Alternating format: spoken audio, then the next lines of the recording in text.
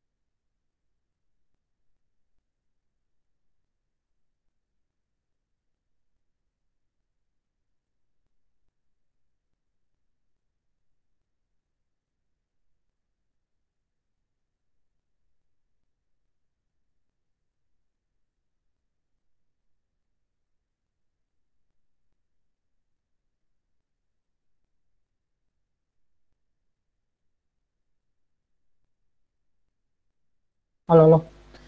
Suaranya masuk gak? Jelas gak? Masuk Kak.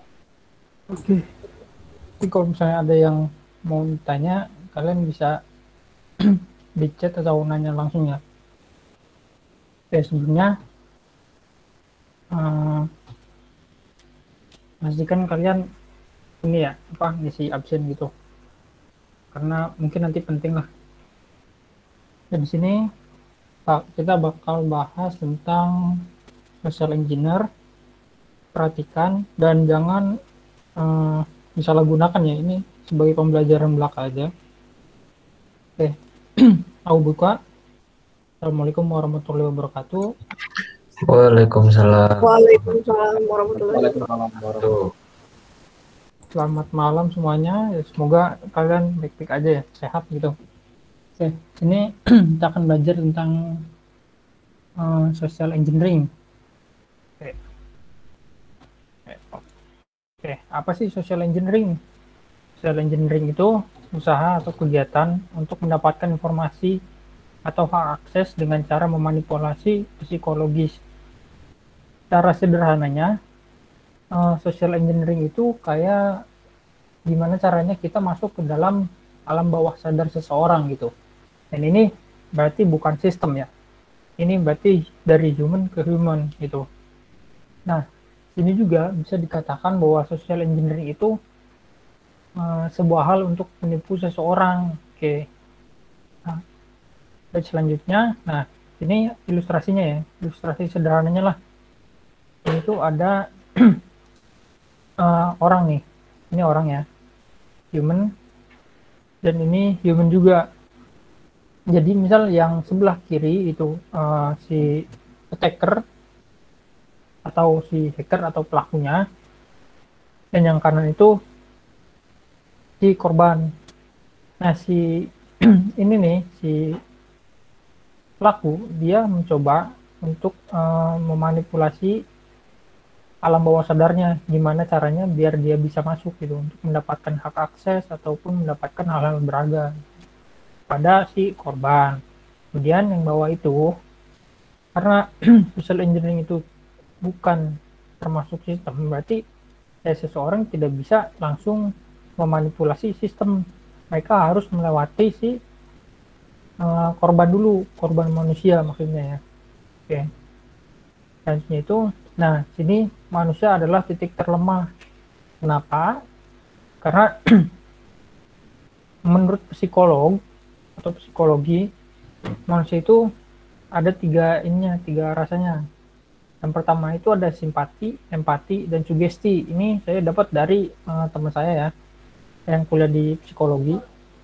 Nah, gimana sih caranya si pelaku itu bisa mendapatkan sesuatu hal dari si korban? Yang pertama itu kan simpati.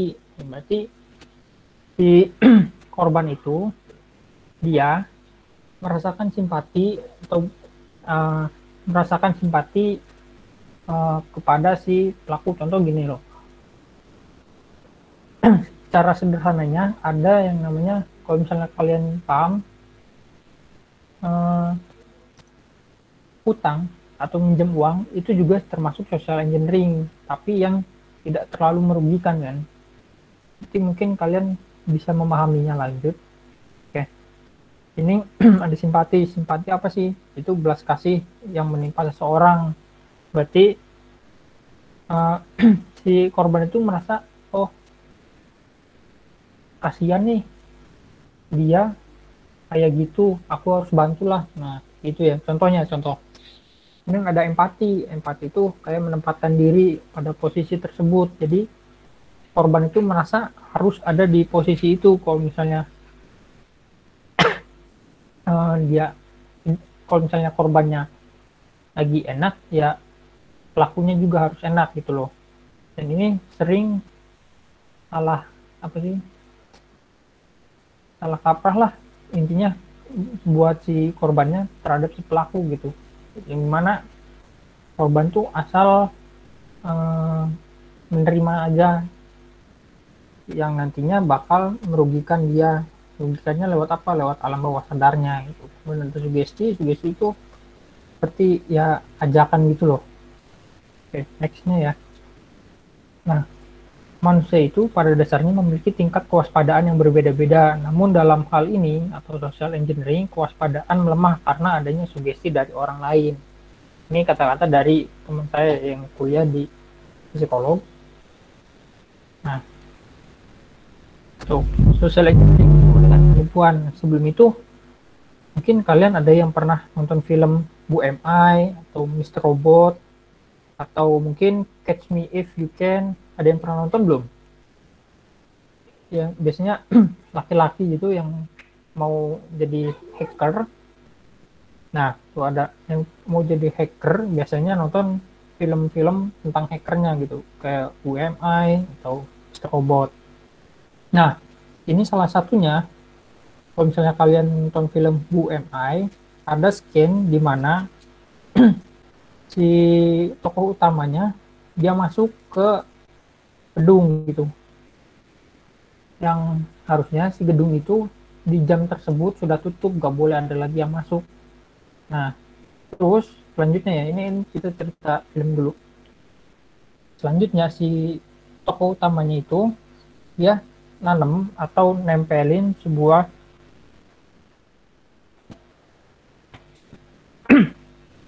alat ke gedung itu, dimana itu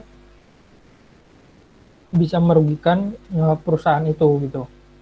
Nah, kemudian di film Robot ada lagi dan dimana si Elliot dia nelpon atas nama bank ke salah satu petingginya, salah satu petinggi di perusahaan lain lah.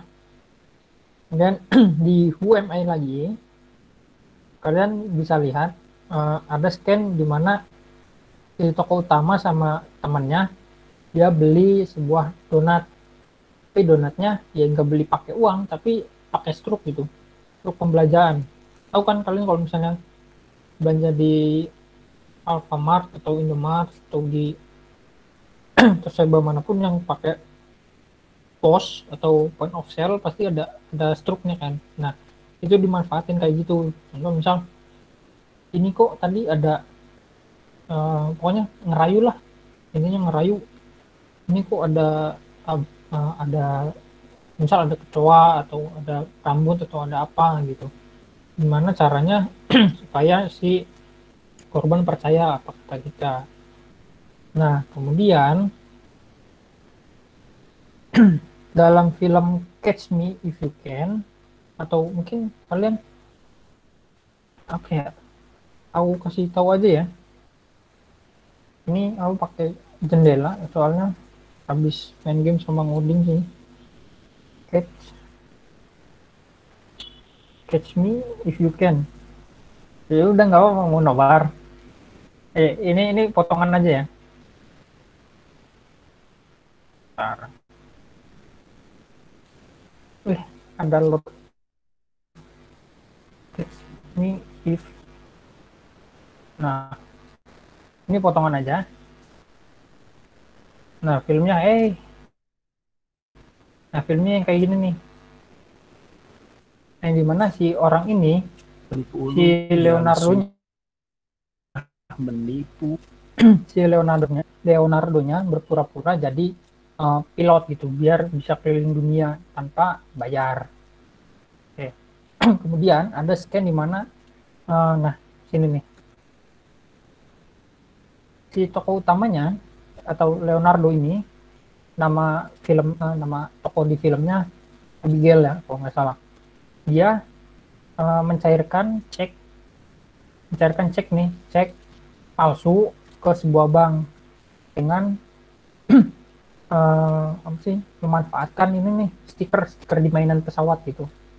Ini juga termasuk social engineering gitu. Kita lanjut.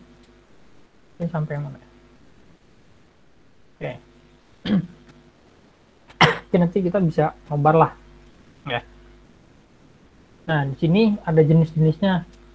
Jenisnya itu ada interaksi sosial dengan media sosial. Interaksi sosial itu jadi kita langsung dari human to human. Media sosial juga sama, tapi melalui ya media sosial kayak Instagram, Twitter, Facebook, WhatsApp, Telegram, dan sebagainya. Oke.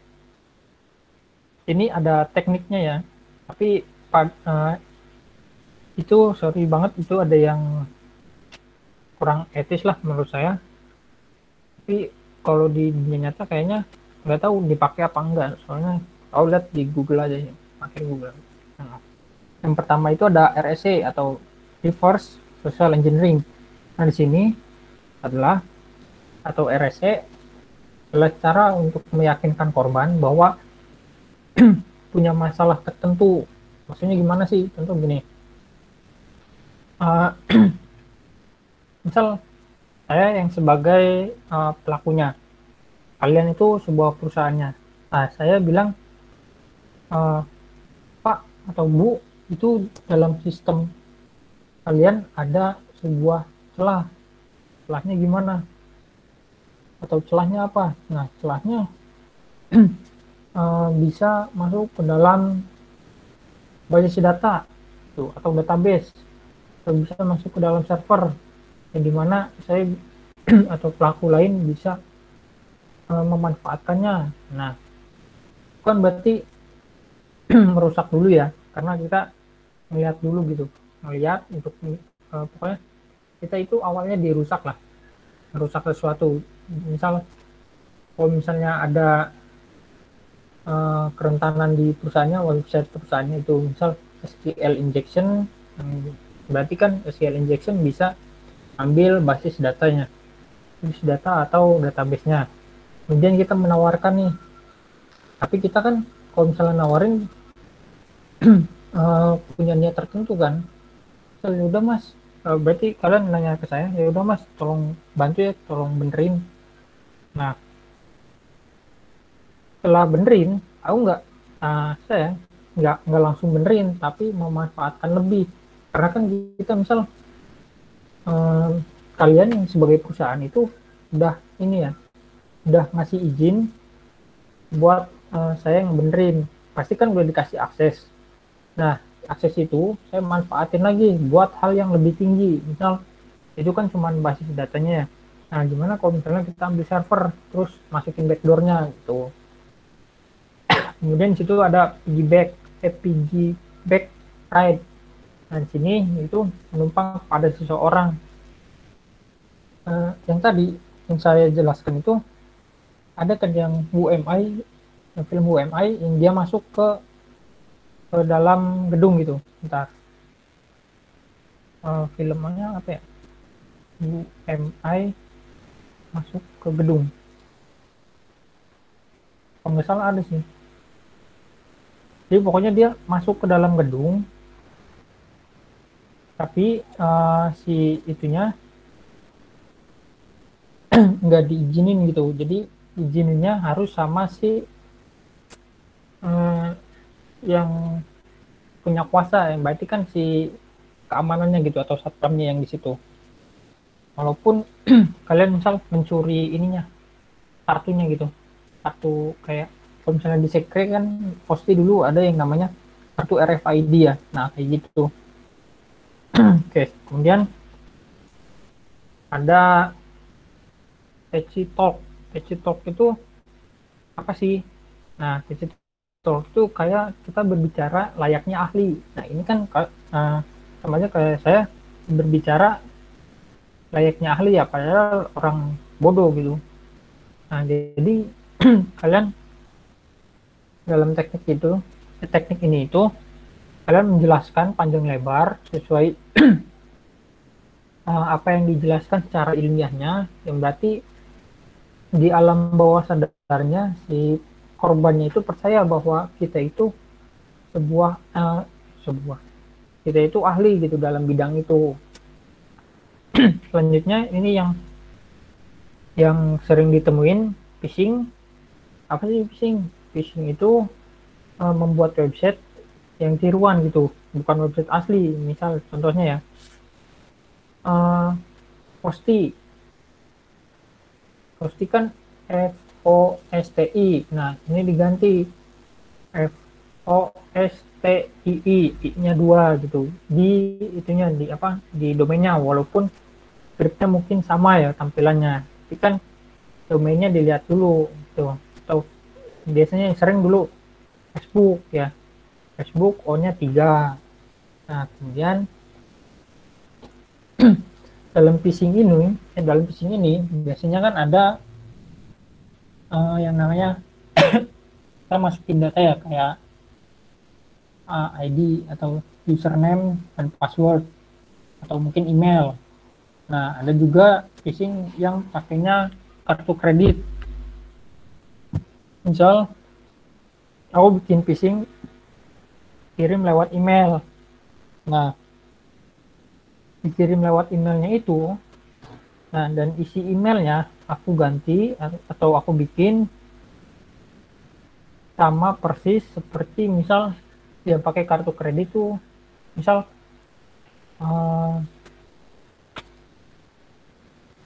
jam tangan lah, misal jam tangan ada diskon, berarti kan kalau misalnya ada diskon, misal diskon 70%, itu kan berarti dalam alam bawah sadar seseorang itu sangat tertarik ya, karena 70% loh diskon, masa nggak ada yang tertarik sih. Nanti kan dia itu ngeklik email tersebut, kemudian dia ngisi data diri dan juga kartu kreditnya gitu. Nah, kartu kreditnya ini ada 2 macam ya, nanti dikirimnya langsung lewat email kita atau kita disimpan gitu menggunakan basis data atau database. Kemudian ada walling attack. Walling attack itu dia mengincar jabatan tinggi. Maksudnya mengincar jabatan tinggi apa sih? Contoh, aku dan Babang Jarot nih. Babang Jarotnya posisi lebih tinggi kayak direktur utama di suatu perusahaan. Dan aku si pelakunya. Nah, aku ngirim email ke Babang Jarot bahwa contoh misal Babang Jarot lulusan dari ini ya, dari UMS gitu. Nah, UMS ngadain suatu reuni yang sebenarnya nggak ada gitu. Reuninya apa? Reuninya karena Jarotnya itu dia hobi sama uh, misal main golf nih, main golf. Biasanya kan orang-orang kaya mainnya golf ya gitu. Nah, aku ngirim email bahwa ada reuni dari alumni UMS dengan turnamen golf. Berarti kan Jarot ini yang dia hobinya main golf, tertarik dong untuk ikut. Nah, di situ Jarotnya ini dia langsung masuk atau langsung ngeklik laman yang dia inginkan gitu, yang aku kirim. Berarti kan dia udah pasti yang pertama login, kedua mungkin kalau misalnya hadiahnya dikumpulin atau ATM-nya ada, berarti kan ada misal pakai kartu kredit misalnya, ATM-nya pakai kartu kredit. Nah, pasti kan udah masukin kartu kredit, nah gitu. Atau setelah ngisi itu mungkin nggak ada kartu kredit yang di ini ya, misal kita nggak bahas kartu kreditnya, misal si pelakunya itu atau sayanya itu nggak ngincar kartu kreditnya tapi ngincar sistemnya. Nah, di sini misal saya bikin suatu backdoor di mana bisa ngendaliin komputernya. Misal si Jarutnya tadi dia ngeklik backdoornya yang berupa misal gambar atau PDF lah biasanya ya, paling awam paling biasa itu PDF. Nah, ini PDF itu ada backdoornya. Secara tidak sengaja si Jarut itu ngeklik, yang berarti kan saya ada aksesnya buat buat sistemnya gitu. Nah, kan kalau misalnya direktur utama itu aksesnya kan luas ya, hampir ke seluruhnya gitu. Oke. Kemudian ada phishing atau ini nih phishing attack. Di sini phishing attack itu kayak menggunakan telepon, voice note gitu. Nah, biar si korbannya percaya. Kalau misalnya dulu sering ada yang nelpon kan, kami dari kepolisian bahwa anak Anda mengalami misal dulu kecelakaan atau terkena kasus, terus ada juga yang narkoboy gitu. Nah, terus kemudian ada voice note itu bisa juga hipnotis gitu, karena kan kita nggak tahu ya, karena orang-orang kan pada pinter gitu, ada yang bisa hipnotis dan sebagainya. Kemudian ada social network, social engineering network. Ini tuh menggunakan media sosial. Gimana caranya biar mereka percaya bahwa kalian tuh ya gitulah, ada kasus, lupa ininya di mana ya, pokoknya ada kasus di mana dia itu kayak diva gitu, padahal bukan. Ada juga kasus bahwa dia anak orang kaya gitu, anak perusahaan ternama, anak dari pemilik perusahaan ternama, terus dia keliling dunia, terus ke hotel bintang 5 mewah, padahal dia itu ya orang biasa gitu, manfaatin nama orang doang. Nah, kemudian itu kan di share ke media sosial, contoh Instagram ya, berarti kan nanti follower tambah banyak, tambah percaya, oh ini menurut followersnya tuh, oh ini anak orang kaya nih, sering ngepost ini, padahal yang aslinya ya orang biasa. Ya, itu membuat kerugian ke perusahaan kan. Nah, kemudian ada NLP atau Neuro Linguistic Programming. Ini dalam banget sih kalau yang ini. Kenapa? Karena dia itu harus memahami perasaan manusia. Maksudnya gimana sih? Maksudnya gini, korban dan si pelaku itu membangun kepercayaan, atau saya masuk ke perusahaan itu, tapi niatnya buat menjatuhkan, bukan buat bekerja. Nah, saya pura-pura baik hati ke si bosnya atau ke orang lain, biar bangun kepercayaan kepada si pelaku. Kemudian memperdalam kepercayaan, toh ada suatu kesalahan sistem yang mereka nggak bisa dilakuin, kita lakuin, biar makin percaya orang-orangnya gitu. Nah, dalam kepercayaan kan pasti udahlah, dia uh, apa sih, kayak loyal gitu ke perusahaan, mana mungkin bakal ngelakuin hal semacam itu. Dan setelah kepercayaan itu didapatkan dan kuat, nah si pelaku itu melakukan eksploitasi atau langsung menyerang gitu. Misal tadi ada suatu sistem, kesalahan sistem yang mereka nggak bisa dibenarkan sama pelaku. Nah, di sini kan pasti pelaku punya aksesnya ya, dikasih akses, misal dimasukkan ke server, atau server harusnya cuma beberapa orang, tapi ditambah si pelaku itu. Nah, si pelaku ini masukin sebuah backdoor, yang dimana kalau misalnya di server kan ada yang namanya log ya, akses log. Nah, akses lognya ini dia coba hapus biar nggak kedeteksi bahwa dia masukin ke backdoor gitu. Nah, sini ada yang namanya Excel. Mungkin kalian yang pernah lihat apa ya, film Mr. Robot kalau nggak salah, itu ada kayak gini, ada Excel. Jadi gimana sih Excel? Misal Excel itu gimana caranya si pelaku dan si korban itu jatuh cinta. Nah, ini biasanya dilakuin sama perempuan ya, manfaatin apa sih, kekurangan dari pria. Maksudnya apa sih kekurangannya ya, ya cepet jatuh cinta gitu ke si cewek biasanya kan. Atau mungkin, maaf nih, atau ini maaf ya, atau mungkin bisa disebut sange gitulah pokoknya, buat orang-orang yang pecat gitu. Nah, ini juga bisa dimanfaatin sebagai penyerangan gitu. Kemudian ini ada contoh kasusnya ya. Nah, salah satunya ini nih, ada yang tahu nggak ini siapa? Phantom Ghost. Ada yang tahu Phantom Ghost? Coba. Ada yang tahu nggak? Oke, dimana? Oke, kalau nggak ada yang tahu, Phantom Ghost itu salah satu tim hacking atau tim devicer terbesar di Indonesia, salah satunya. Salah satu yang terbesar dan terkuat, walaupun dia anggotanya cuma sedikit.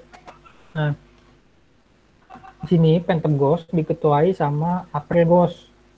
Mungkin kalian yang udah masuk grup Indo Exploit mungkin tahulah siapa mereka.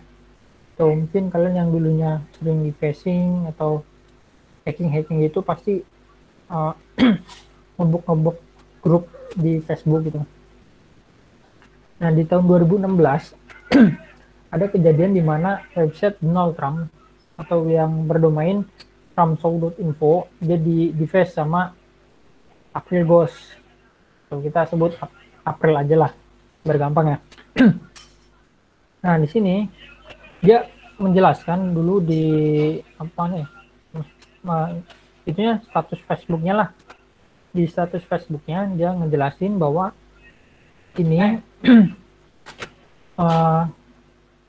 didapatkan dengan serangan soceng atau social engineering. Dia itu master soceng ya. Kalau misalnya kalian tahu nggak yang 2012 ada kasus tentang cyber warfare antara Indonesia dan Malaysia, Indonesia dan Australia. Dan terus ada berita tentang hacker Indonesia ngehack website 2000 website Australia dalam 2 hari. Nah, ini orangnya, dia manfaatin social engineering. Manfaatinnya gimana? Dia ngechat lewat uh, apa ya dulu tuh, Facebook atau lewat hostingnya gitu. Pokoknya dia pura-pura jadi uh, karyawan atau IT helpdesk-nya dari si penyedia hosting tersebut, biar dia punya akses ke cPanel-nya gitu. Kalau yang belum tahu cPanel, cPanel itu buat apa ya? Masukin skrip-skrip codingan kalian gitu. Ya. Kemudian ini kan dikasih cPanel-nya ya. Kalau misalnya ini langsung diganti aja, di indeksnya langsung diganti sama dia gitu. Itu banyak, rata-rata malah pakainya Socing, social engineering. Dulu juga pernah di social engineering di mana ya? Yang mana lagi gitu. Pokoknya banyak lah dia. Bank juga termasuk, tapi dia punya prinsip dengan timnya gak bakal melakukan depressing atau merusak sistem yang ada di Indonesia gitu. Dia bakal merusak sistem yang ada di Indonesia itu kalau misalnya uh, ada permasalahan lah, permasalahan yang besar yang nggak bisa didiamkan gitu. Oke. Oke, kemudian ada MLM. Tahu kan Kinet yang apa sih, itunya segitiga loh, yang atas itu, yang paling atas itu bos, yang dua ke bawahnya itu kayak babu, yang atasnya mah ya diem aja gitu, uang yang di bawah itu putar ke atas terus. Nah, Kinet ini, nah iya, itu juga termasuk ya, tapi aku nggak tahu nih, katanya kalau VTube ada update terbaru ya. Nah, Ponzi juga, makanya ini udah ngasih tahu. Nah, kalau VTube dari yang aku riset itu kan dia masukin datanya ya, kayak misal nama, KTP, nomor HP segala macam. Nah, itu bukan pakai API di situ Capil, tapi langsung ke database-nya gitu. Nah, bahaya apa enggak sih? Ya bahaya, soalnya bukan pakai API. Kalau misalnya API kan pasti datanya nggak kesimpan di website itunya kan. Simpannya cuman di hidup capilnya. Nah, ini langsung simpan di database. Berarti kan si data itu bisa dijual lagi. Nah, sini aku saranin buat kalian yang keluarganya atau temannya ada yang ikut YouTube, tolong diingetin lagi bahwa itu bahaya sih. Oke ya, makasih nih yang udah kasih tahu. Nah, yang terbaru kan katanya apa namanya, snack video aku nggak tahu tuh. Snack video kan ngeluarin duit itu cuman pas eventnya, tapi selanjutnya aku nggak tahu itu bakal kayak Ponzi apa enggak gitu. Oke, selanjutnya ini pesan teks, mungkin kalian udah sering lah dapat pesan kayak gini ya. Sebagai nasabah yang terhormat, rekening Anda dinyatakan resmi mendapat hadiah. Nah, ini di sini aja udah jelas, tapi ada orang-orang yang apa sih, kena jebakan ini loh. Nah, di sini kalian bisa lihat ya. Nah, di YTH, harusnya kan YTH pasti kasih titik lah. Tracknya jangan, harusnya bukan track, tapi rekening Anda, mungkin koma dinyatakan, ini kan N-nya kan N besar, harusnya mungkin dinyatakan N-nya kecil gitu, resmi mendapat. Nah, ini disingkat mendapat, misalkan M-Men DPT, harusnya kan mendapat hadiah dari berkah BRI poin, dan kode dan kode cek Anda, karena kan, dan kode Anda adalah misalnya 025912234. Nah, ini aja udah kelihatan bahwa ini bukan yang asli gitu loh. Kemudian kita bisa lihat linknya. Ini berkah poinbri.blogspot.com. Ini berarti kan uh, apa, domainnya kan domain blogspot gitu. Ya, berarti si pelakunya miskin. Ini ada yang nanya ya, kalau SMS kayak gitu asalnya dari mana kak? Sering dapat spam kalau ganti nomor paket data. Nah, oke. Ini sebenarnya aku juga masih penasaran ya, kenapa kok pada bisa dapat nomor kita, bahkan nama kita atau nama kita gitu. Dan ternyata aku nemu satu artikel, satu apa ya, pokoknya dulu ya, pernah dijelasin sama ahlinya, sama researcher atau security research. Dia itu dapat nomor kita dari beli di suatu website. Ya, inget ini, beli dari suatu website atau aplikasi yang pernah kita pakai. Kenapa bisa dibeli? Karena ya kalian pasti pas daftar nggak ngebaca ini ya, ngebaca polisai sama apanya gitu. Pokoknya perjanjiannya lah, kayak misal uh, data Anda saat misalnya data Anda saat uh, menggunakan website atau aplikasi ini adalah mutlak. Nah, itu kata Mbak Afifah. Makasih Mbak Afifah. Uh, kata Mbak Afifah, dia mas biasanya asal agree tuh, asal agree kan. Jadi kita nggak tahu nih baik atau buruknya gitu. Nah, ini tuh dia ngejualin data-datanya ke yang mau gitu. Contoh, kalau misalnya yang sering muncul kan itu micet juga muncul kan, micet, SMS micet. Kemarin temanku soalnya ngirim video, ini kok tiba-tiba ada yang ngirim SMS kayak gitu dan tahu nama dia juga gitu. Micet suruh download aplikasinya. Kemudian juga pinjol atau pinjaman online, mereka juga beli data-datanya gitu, data nomor HP-nya. Oke. Kemudian ada email. Nah, ini kita analisa ya, analisa tentang emailnya ini benar atau salah tuh. Yang pertama ini hack domain, udah jelas. Di sini ada no reply. No reply kan biasanya nggak bisa dibalas, tapi di sini kita lihat Office 365 Protection Service .co.uk. Harusnya kalau misalnya kayak gini, biasanya no reply at office365.co.uk atau kalian mungkin bisa lihat di website resminya emailnya biasanya apa gitu. Nah, kemudian nah di sini ada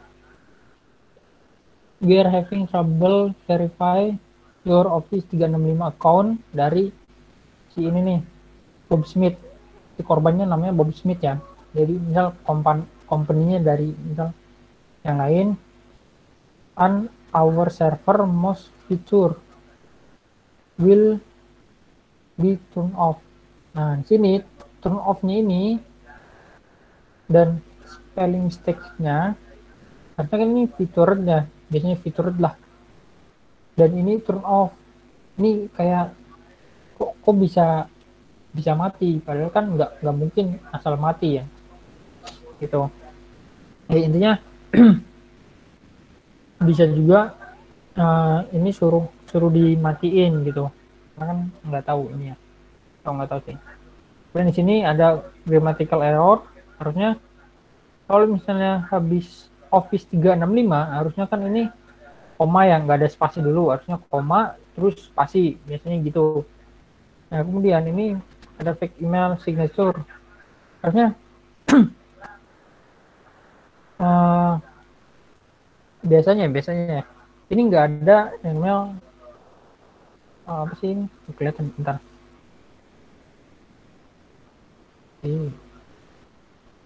Dan mah ada namanya all right reserved, acceptable use policy, and privacy notice. Harusnya itu nggak ada ya biasanya loh, biasanya nggak ada kayak gini, tapi nggak tahu juga kalian uh, dapat apa enggak soal kayak gitu. Oke, di sini salah satu bahaya social engineering itu sabotase dan pencurian. Maksudnya sabotase apa sih? Misal kalian punya sistem informasi yang penting, di dalamnya ada banyak data, terus salah satu staff kalian terkena social engineering, di mana masih aksesnya ke si pelaku. Nah, itu bisa disabotase. Misal si pelakunya itu salah satu karyawan atau suruhan dari perusahaan kompetitor, dimana kalau misalnya sabotase ya udah di apa, dihancurin habis-habisan perusahaannya. Yang bakal disalahin siapa? Ya si korban pertamanya, karena asal ngasih kepercayaan atau ngasih akun gitu. Oke, kemudian pencurian ya, si yang saya sebutkan tadi, pencurian data. Misal di perusahaan itu ada kayak proyek rahasianya yang nilainya triliunan. Nah, stafnya itu lalai ngajak orang masuk, atau ya tadi yang itu loh, yang kayak RSA, piggyback dan sebagainya, dia terkena salah satu itu, dimana si pelaku langsung mencuri yang tadi aku sebutkan. Berarti kan proyek rahasianya, nanti kan kalau misalnya proyek rahasianya kena atau dicuri sama orang lain, berarti itu mengalami kerugian yang sangat besar, karena ya itu salah satu faktor kenapa perusahaan bisa maju kan, karena ada proyek rahasia gitu. Kalau misalnya kalian nggak paham, ini sering terjadi di film-film. Nah, bahaya nggak sih? Ya bahaya. Kenapa?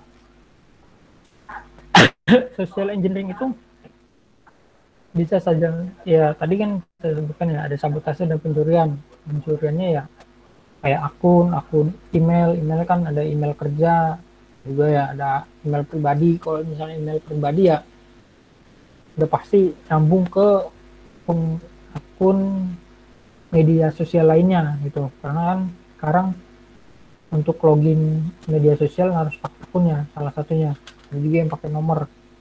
Kemudian ada credit card, kartu kredit, mana itu tentang uang kalian yang bakal dicuri sama si pelaku. Ada malware. Kenapa ada malware? Karena yang tadi tuh yang di awal-awal aku bilangkan dan aku jelaskan, kalau misalnya kita masuk ke server dan diberi akses, pelaku itu bisa saja memasang backdoor. Backdoor kan berarti pintu belakang, gimana bisa ngakses lagi walaupun tidak di tempatnya ya, maksudnya di tempat server berada gitu. Mungkin kalau kalian tahu ada yang namanya remoting atau RDP, remote desktop protocol, atau VPS. Nah, itu dikasih malware biar misal malwarenya bekerjanya untuk apa? Contoh ada yang untuk mencuri semua datanya atau scraping namanya kan. Kemudian ada yang namanya malware yang buat menghapus semua data, atau juga ada malware yang cuma buat main-main, kayak misal kemarin tuh nggak tahu, ada website namanya Threat ID, dia cyber threat, dia mengalami serangan. Nah, ini dia muncul sebuah iklan pop up gitu asal. Jadi kalau misalnya kita klik ininya, klik websitenya, pasti muncul. Nah, mana ya kemarin? Jadi muncul sebuah pop up. Bentar.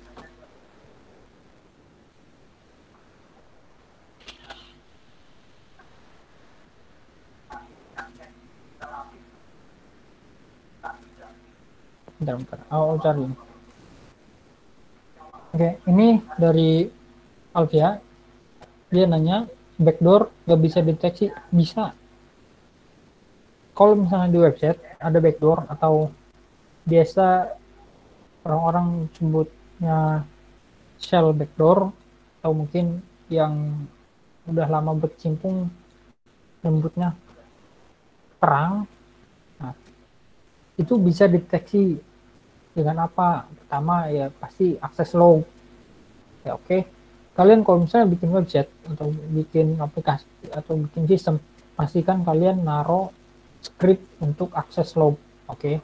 Itu buat mendeteksi ancaman dari luar. Misal ada yang DDoS, ada yang nyoba ngeping, ada yang nyoba SQL injection, ada yang nyoba nyari subdomainnya, itu bakal ketahuan.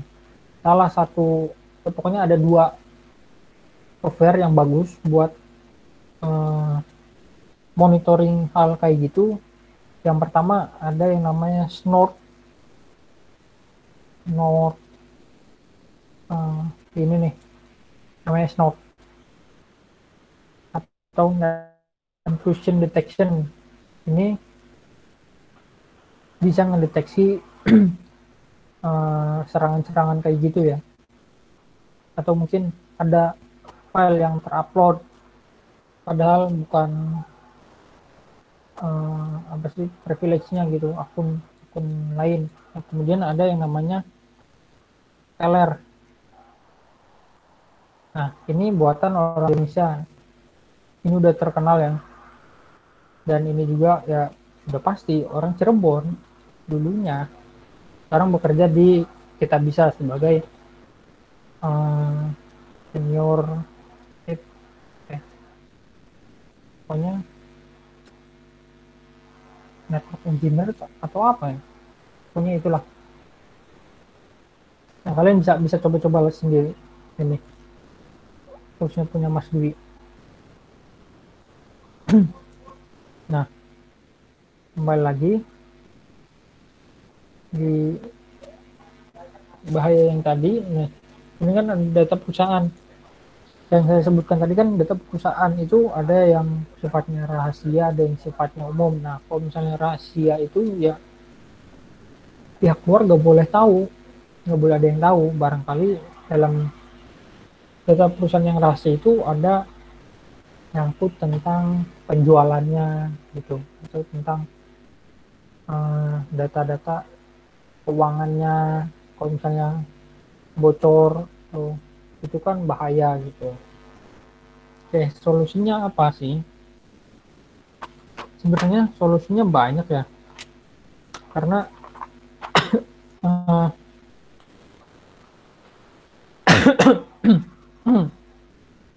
solusinya itu yang pertama meningkatkan kewaspadaan. Maksudnya gimana meningkatkan kewaspadaan itu? Meningkatkan kewaspadaan itu kayak misal ada yang bekerja, staff kalian ada yang bekerja di resepsionis. Resepsionis itu harus paham gimana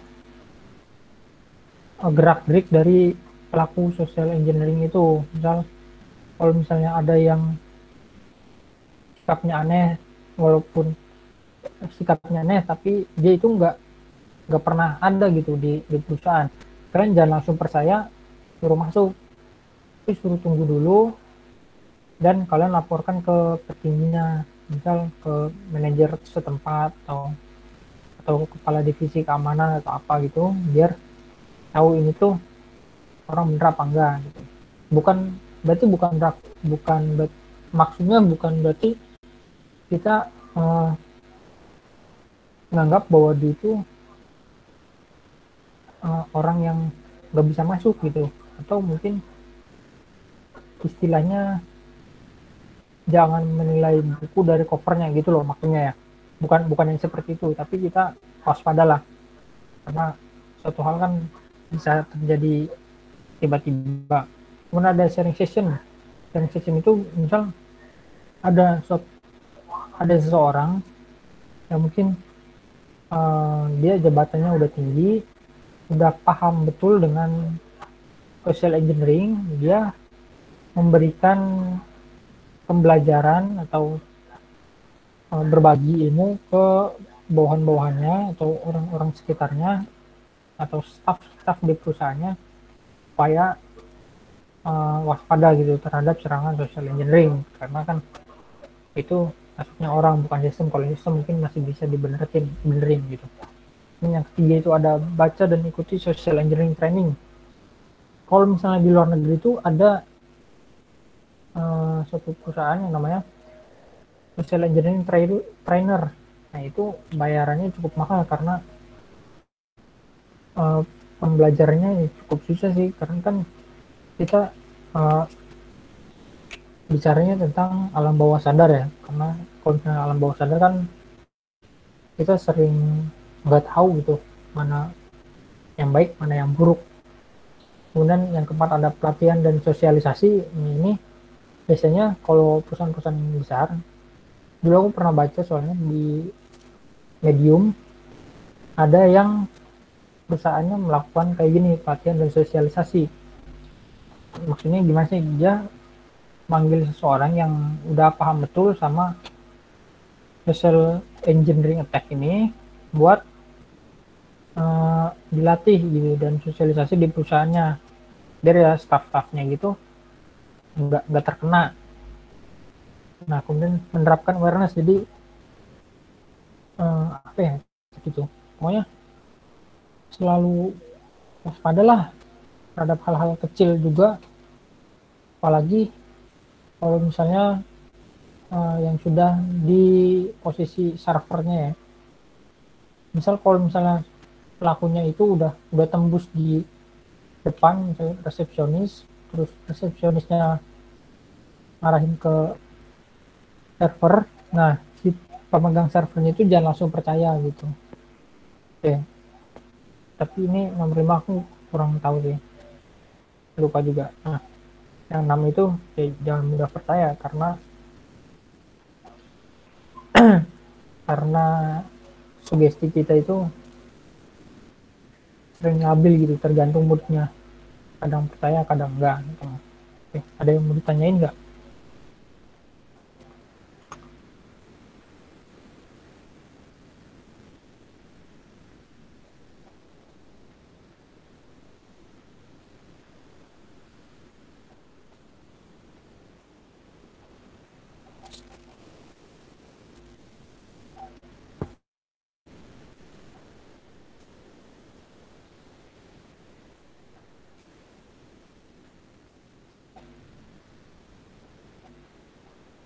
Oke. Di kolom chat ada mas. Di kolom chat ada. Iya iya. Ntar lagi minum, tenggorokanku kering. Oke. Sini ada podcast. Makasih banyak. Apakah fraud itu termasuk Socing? Soalnya sering membaca dan lihat crypto fraud detection dari beberapa API pihak ketiga. Bentar ya, aku baca dulu. Soalnya aku baru tahu juga.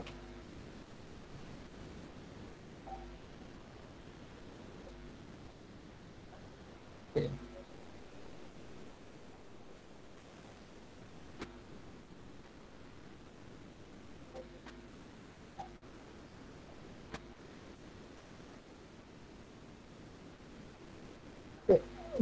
Skill untuk yang fraud ini, sekilas yang aku baca itu ini maksudnya termasuk Socing juga atau gimana ya? Termasuknya tuh termasuk nganalisis Socingnya apa enggak gitu, atau si fraudnya itu melakukan itu dengan maksud social engineering. Itu jelasin dulu, kurang paham soalnya. Tapi di fraud itu, aku jelasin ya, barangkali kalian nggak tahu. Fraud itu, fraud analysis atau analisis kecurangan adalah kegiatan menginvestigasi aktivitas yang mencurigakan dan mencegah kecurangan yang dapat terjadi. Seorang fraud analysis atau seorang fraud analis bertugas untuk menginvestigasi tindak kecurangan dan atau pencurian terhadap akun pelanggan dan transaksi pada sebuah organisasi. Nah, ini aku kurang paham sih. Karena aku nggak tahu kan. Maaf aja nih, kalau misalnya nggak kejawab mungkin.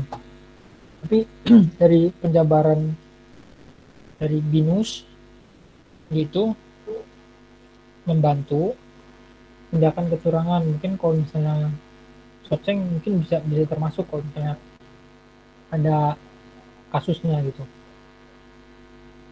Gimana? Mungkin aku nggak tahu sih serius. Nih, baru baru soalnya. Kalau misalnya aku nggak tahu ya berarti nggak tahu. Kalau misalnya aku tahu mungkin aku kasih tahu ya. Maaf aja nih kalau misalnya nggak ngejawab pertanyaannya. Nah ini dari Habs Rizal Zibni, kalau jaringan kita kebobol lewat backdoor nih, cara ngatasinnya gimana? Atau emang backdoor tuh nggak bisa diatasi? Bisa kok diatasi, tapi kalau misalnya jaringan tuh lewatnya apa ya? Aku nggak tahu sih kalau jaringan tuh coba di scan menggunakan Wireshark, coba tool Wireshark, barangkali ada aktivitas yang mencurigakan gitu. Soalnya Wireshark itu tools yang buat uh, nanganin jaringannya, misal jaringan FTP, jadinya FTP gitu ya, FTP data, misal ada data yang masuk atau keluar cara ini, cara bukan misteri sih, kayak apa sih, kayak kurang percaya lah itu keluar dan masuknya itu dari siapa gitu. Oke, ini kayaknya dua pertanyaan ini kurang menjawab ya, karena pengalamanku masih kurang lah, karena ini bukan mengajari tapi kita sharing aja. Dulu juga Arhanun bilangnya kayak gitu, kita bukan belajar mengajar tapi berbagi, sharing session. Oke, ada yang mau tanyain lagi? Kalau misalnya nggak ada kita tutup ya, karena itu ada yang udah jam 10:30 tuh, kasihan mau istirahat kayaknya.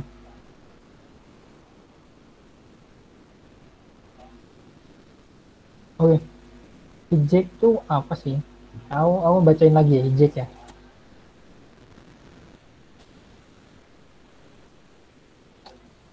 Nah,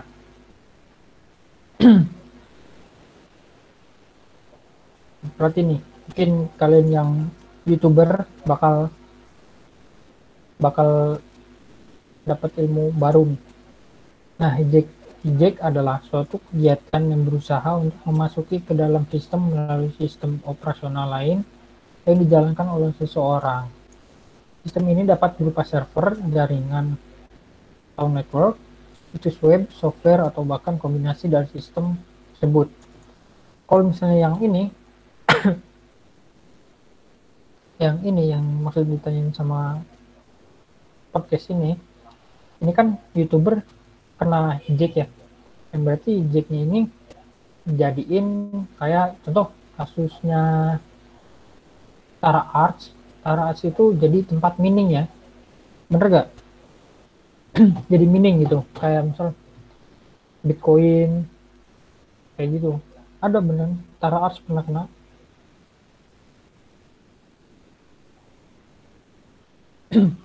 Nah, ini cara ngatasinya, bentar ya. Cara ngatasin hijack itu kita harus hati-hati gitu.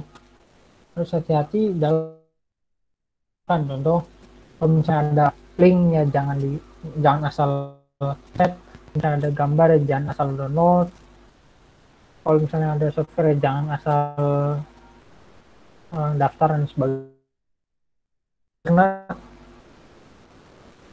itu salah satu prosesnya.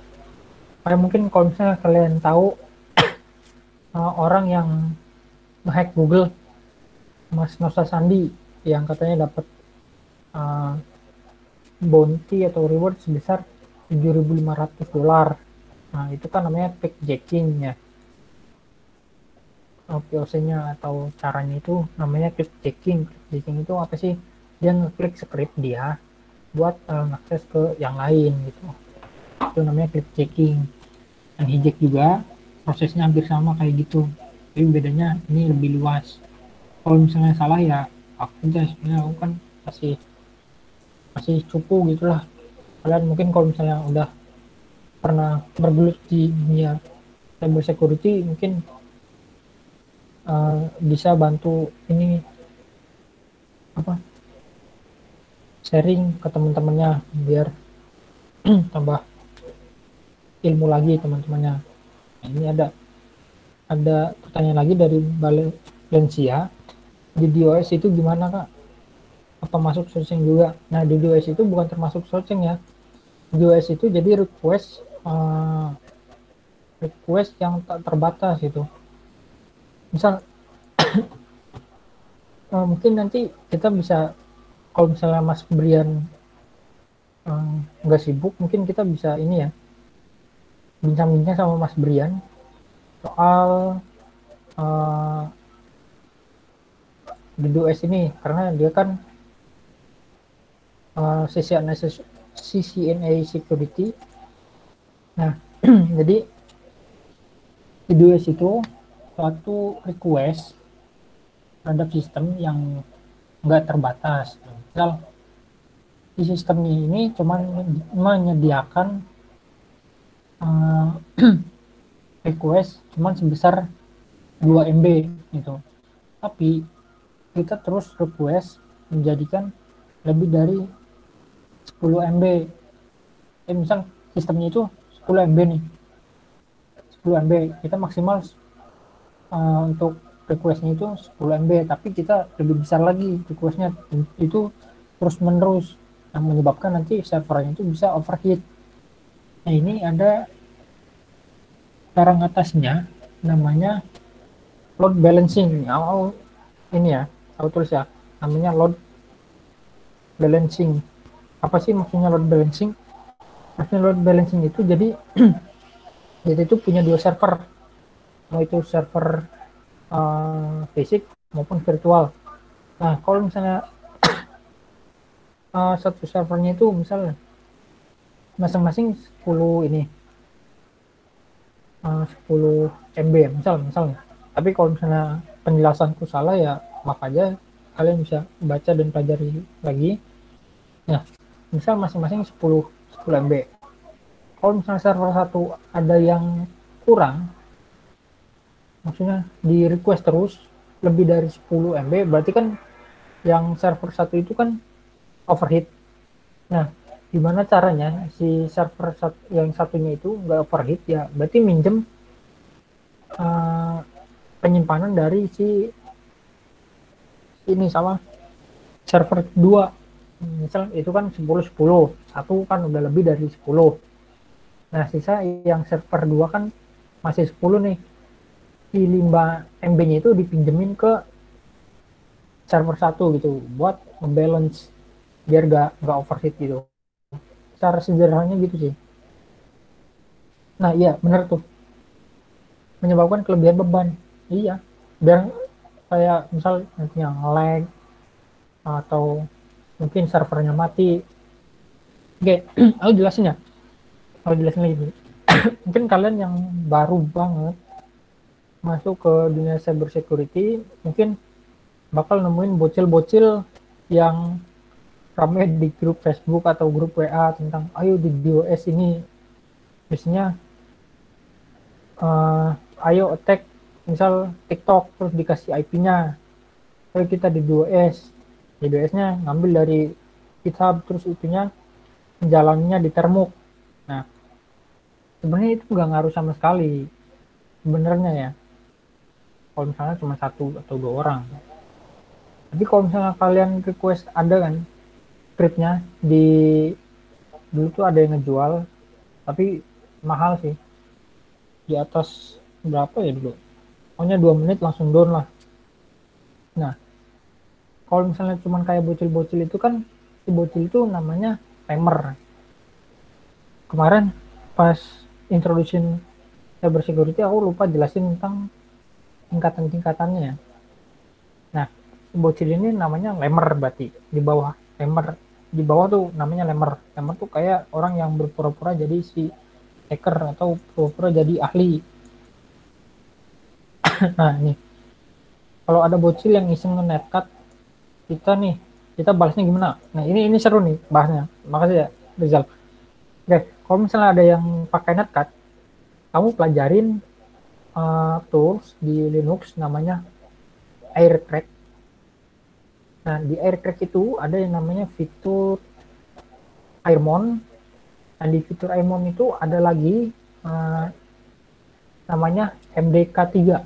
MDK3 itu bukan, kalau misalnya netcut kan cuman kita apa sih motong bandwidth-nya ya, motong bandwidth. Misal bandwidth-nya kita 10 Mbps, kita dipotong jadi misal 1 Mbps. Nah, kalau misalnya MDK3 ini kamu nggak tahu benar apa enggak. Kalau misalnya salah ya maaf ya. Kalau MDK3, dia itu langsung nge-kick si orangnya. Walaupun kamu masuk jaringan itu, kamu nggak bisa sama sekali internetan. Bukan motong bandwidth lagi, tapi motong akses kamu, motong aksesnya. Jadi nggak bisa internetan sama sekali. Nah, kayak di blacklist juga sama. Itu maksudnya. Karena kan di MDK3 itu ada whitelist sama blacklist. Nah, whitelistnya itu kalian bisa kasih siapa aja yang bakal di whitelistnya gitu, dan siapa aja yang bakal di blacklistnya gitu. Kalau misalnya kalian pakai MDK3 tapi nggak tahu siapa aja yang mau di blacklist, kalian manfaatin aja whitelistnya. Nanti kalian bikin file whitelist yang di dalamnya pakai MAC address. Nah, nanti dijalanin tuh kayak gitu sih sederhananya ya. Ada lagi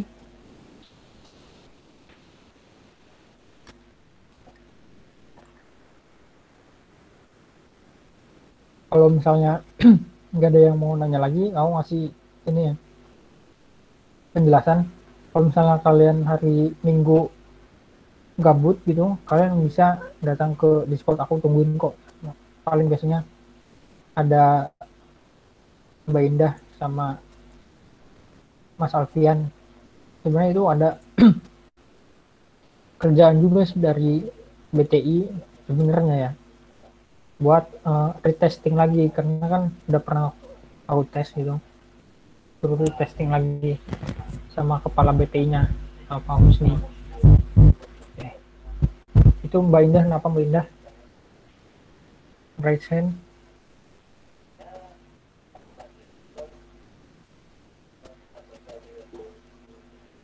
Oh ya, nanya lagi nggak apa-apa, ayo.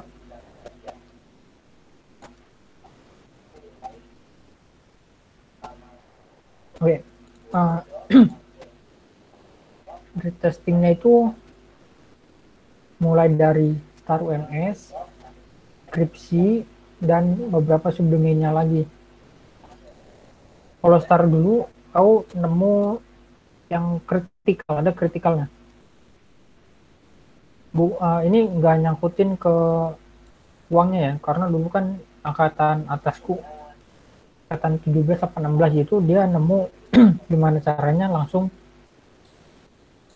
auto bayar, bukan auto bayar, jadi dapat hak milih ini loh, apa sih, milih MK gitu tanpa bayar. Itu kan udah termasuk kritikal juga kan, karena merugikan. Nah, kalau aku ganti password akun lain gitu, ganti password akun lain ya tanpa aku tahu akun orang lainnya, cuman username-nya aja. Sekarang udah tutup. Oke. Ada lagi temen nanya?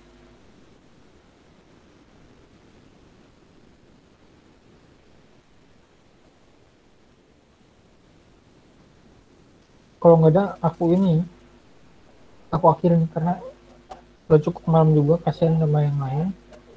kalau dia mau istirahat.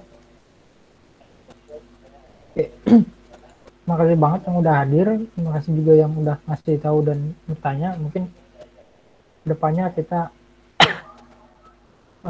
bakal belajar hal-hal baru juga. Kalau misalnya penjelasanku kurang jelas, aku minta maaf. Kalau misalnya materinya kurang bagus, ya aku minta maaf. Kalau misalnya terlalu banyak uh, teori, ya aku minta maaf karena bingung juga dari awal dibikin divisi ini banyak uh, praktek ya, takut juga kan barangkali kalian nggak paham gitu. Mending belajar pelan-pelan biar nanti untuk lanjutannya kita belajar sendiri-sendiri atau pas di uh, proker insidental gitu. Makasih semuanya udah mau hadir. Assalamualaikum warahmatullahi wabarakatuh. Jangan lupa absen ya. Absen. Waalaikumsalam. Terima kasih, Kak. Waalaikumsalam. Oke. Masih Kak. Waalaikumsalam.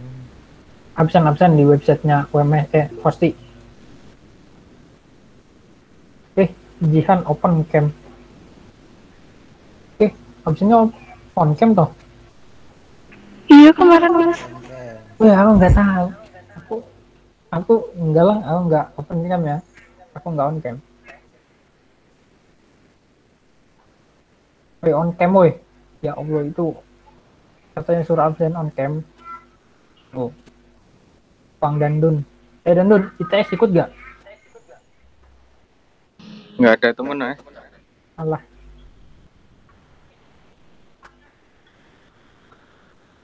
Apa itu?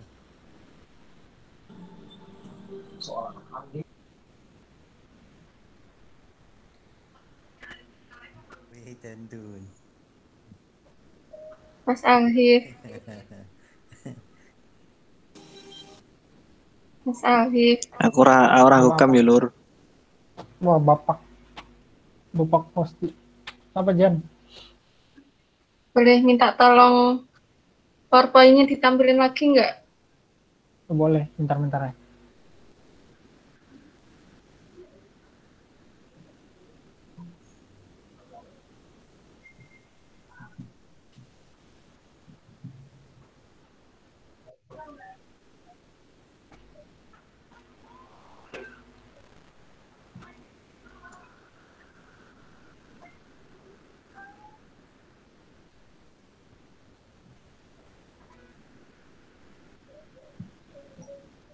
Oke, makasih Mas. Oke.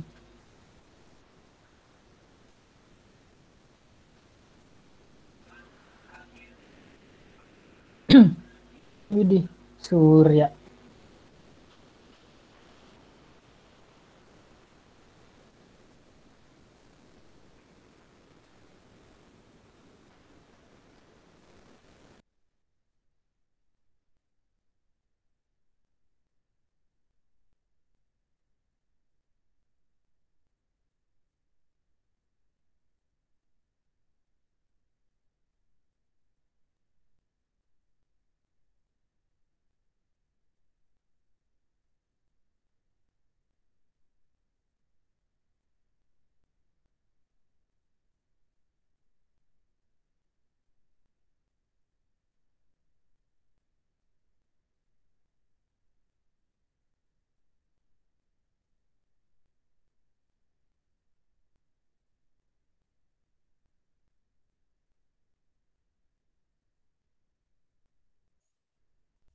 Halo Mas Sofyan. Halo Mas Sofyan.